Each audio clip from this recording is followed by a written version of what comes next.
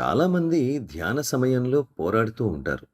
ధ్యాన సమయంలో అనవసర ఆలోచనలతో యుద్ధం చేస్తూ ఉంటారు.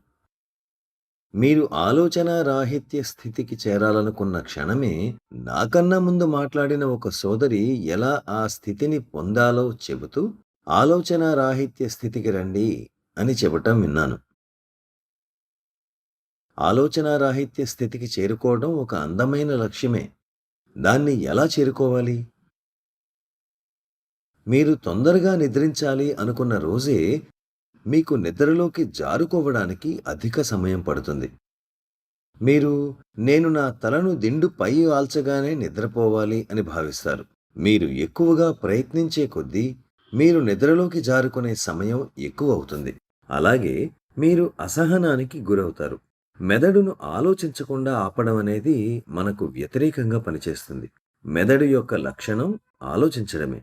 మనం దాన్ని అణిచివేయడానికి ప్రయత్నించడం అనేది చాలా అసహజ ప్రక్రియ. నాలుక రుచి చూడడానికి, కళ్ళు చూడడానికి ఎలాగో ఇది కూడా అలాగే. నాలుకకు, కళ్ళకు వాటి సహజ గుణాలను పాటించవద్దని చెబుతారా? అది అలా జరగదు. కాబట్టి మీరు కొంతమేర ఆలోచనా రాహిత్య మనస్సును పొందవచ్చు. కానీ భగవంతుడు మనకు మనసును ఒక ప్రయోజనం కొరకు ప్రసాదించాడు. సరైన విజ్ఞతతో కూడిన ఆలోచనలు చేయడానికి. సక్రమమైన అవగాహన, ఆలోచన ఇవన్నీ మన జీవితాన్ని సుందరంగా చేస్తాయి. మనం యోగ సాధన ద్వారా మనసుకు ఒక నిర్దిష్ట రీతిలో శిక్షణ ఇవ్వాలి. హార్ట్ఫుల్నెస్ లో మనం సాధన చేసేది దీని గురించే.